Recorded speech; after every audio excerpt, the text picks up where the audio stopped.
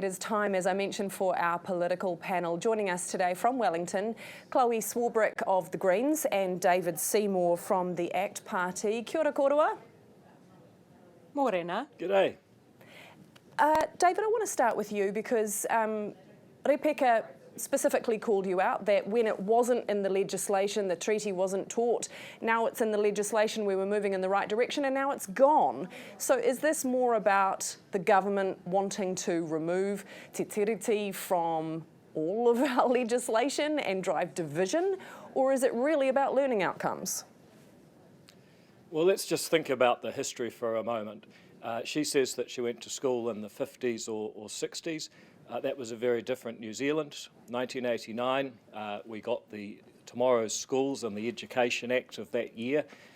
There was no treaty clause until 2020, and yet the curriculum and the amount of teaching about the treaty in different parts of New Zealand history and Māori language changed massively between 1989 and 2020, when there was no treaty obligation on school boards. So the idea that there will be no teaching of the treaty, that somehow there'll be a blank space in New Zealand history without this legislation, I don't think that's borne out by the facts. It's not as simple as she makes out that putting this in legislation suddenly switched on a light. It's something that's changed over a long period of time.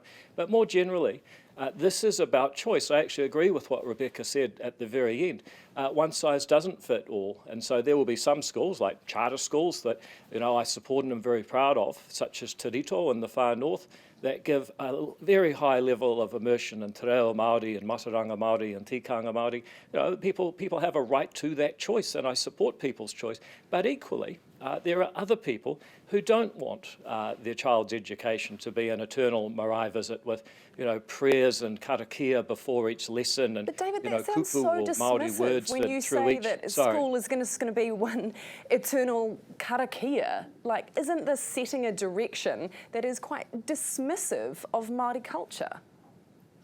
No, not at all. It's possible to value and cherish the place of Māori culture in New Zealand without Parliament mandating it in such a way that many parents are actually tired of the deviation from things that matter to children from any culture in any place in the world.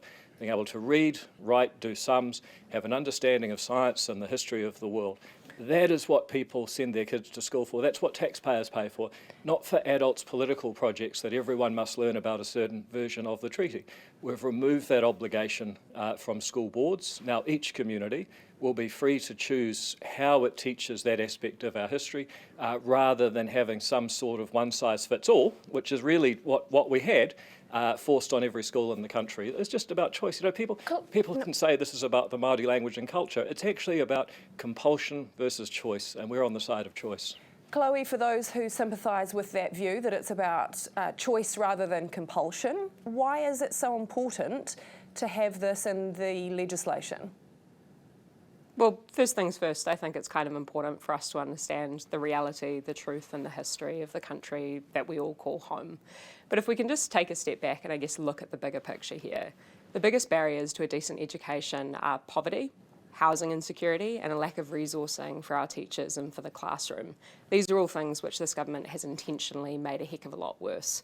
Therefore, I think it's rather unsurprising that they've decided to throw this culture war, this division and this distraction onto the table in the form of this removal of treaty principles and requirements from our schools.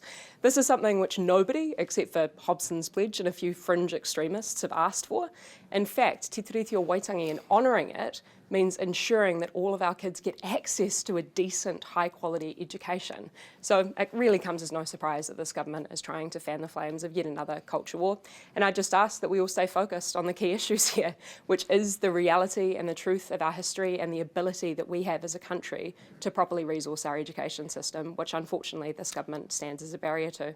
Speaking of distractions from the big issues, Chloe, Te Pāti Māori has been giving us lots of reasons to talk about them and their people rather than the issues over the past few weeks. Does that worry you, given that you'd likely need them to form a coalition of left-leaning parties? Yeah, look, I think pretty much every political party in this place has had their times of turmoil respectively.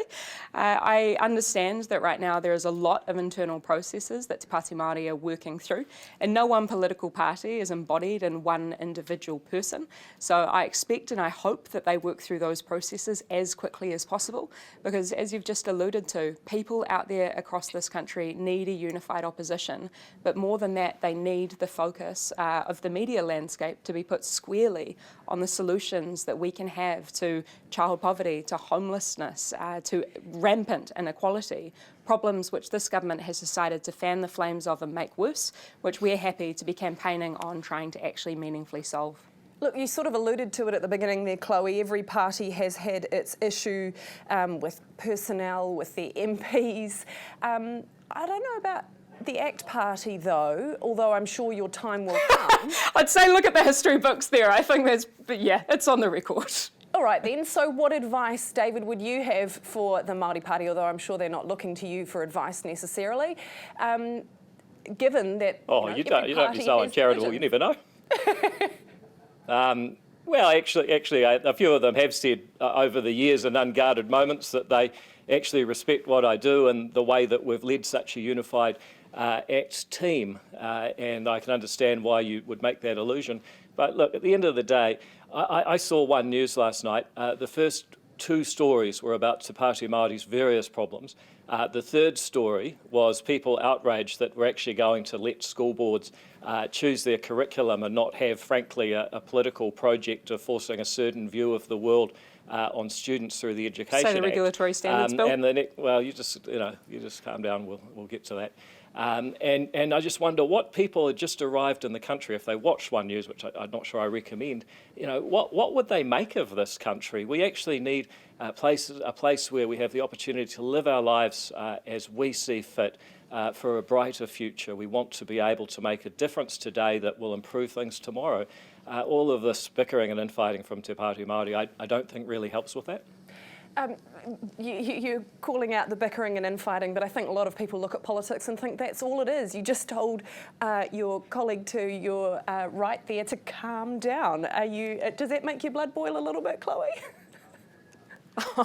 Look, I think at the end of the day what I'd say is much like we get the love that we think we deserve, we get the politics that we think that we deserve. And honestly, freely and frankly, I think that the bar in this country has been far too damn low for far too long, which is why I'm frequently on the record as saying, do not leave politics to the politicians or we'll get what we've always got.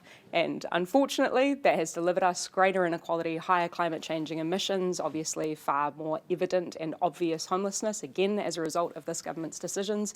Different decisions can be made if regular people decide to take up their power and engage in politics. But the first step, I think, is probably getting rid of this government. Can we talk about Transmission Gully?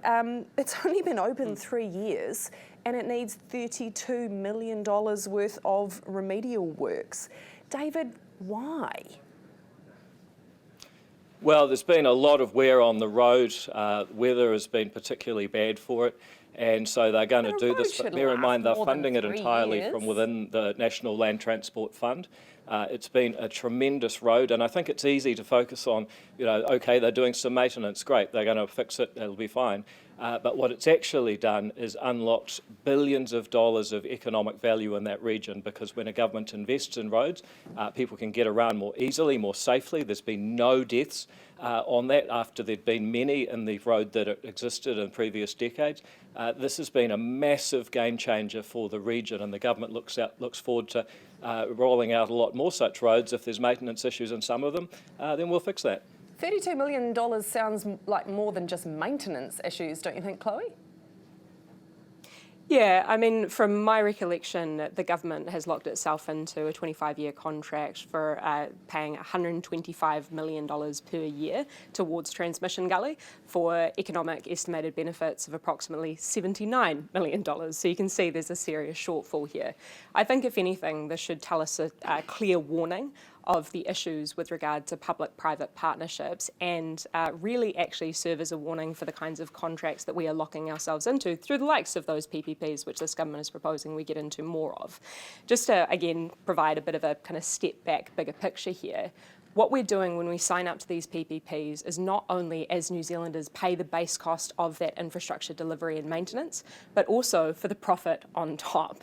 That increases New Zealanders' cost of living because ultimately it costs all of us more. It's not those investors, those private investors, that are the ones who are going to be footing the bill here. It is New Zealand taxpayers. So the question that we really have is whether we want to go back to an Aotearoa New Zealand where we used to make things ourselves and we have that capacity within our public service. Unfortunately, that's the opposite of what this government is putting on the table, which looks like whittling away of that public service, and it looks like continued contracting out, which ultimately costs all of us more. So the counterpoint to that is if you think about the traditional model where the government builds and owns things. So have a look at the state of school buildings over the last few decades, have a look at the state of the public housing stock, have a look at the state of many hospitals, have a look at the state of council infrastructure, which is one of the biggest problems we face in the long term. It's crumbling under our cities and it limits our ability to grow. The idea that somehow public ownership magically gets rid of these problems, it doesn't. I'm not saying it does. Well, I'm sorry. saying it needs to be properly well, look, if you want to interrupt all day, you can. But the point is that the taxpayer, the ratepayer, the consumer, they have to pay. The question is, how do you contract, negotiate, and hold people accountable for those contracts? And on balance, P3s have a lot to offer. For example, I was at a school not so long ago. It's a P3. I asked the principal, who was a very left-wing sort of a guy, how do you find it with this terrible corporate setup? He said, it's fabulous. It allows me to get back to my business, which is actually leading a team of staff to teach children. And actually my maintenance is all looked after, and it's fabulous. So, it's easy to sort of throw out the ideology here and say this is good and that's bad. The truth is that between the taxpayer and the person swinging the hammer, you've got to have a series of contracts and arrangements, and just pure public ownership has let us down enormously. P3s can often be a better way to provide services that are more effective for New Zealanders, and so I think we take the ideology out, get a bit pragmatic about it. I mean, that kind of was precisely ideology and dogma. If David's talking just about the contracts and transparency there, then we have that accountability through public ownership, and again, if we take out the profit motive, then we have a true ability to democratically deliver things. We are going to have the outcomes are there. Determined by a lack of resourcing for 40 years. We are out of time. You can't just throw money at every problem, Chloe. I'll leave you two to argue. I'll go back to 1984 and the ACT Party cutting public services. Chloe Swarbrick and David Seymour. I suspect that conversation will continue long after we're gone, but we appreciate your time this morning.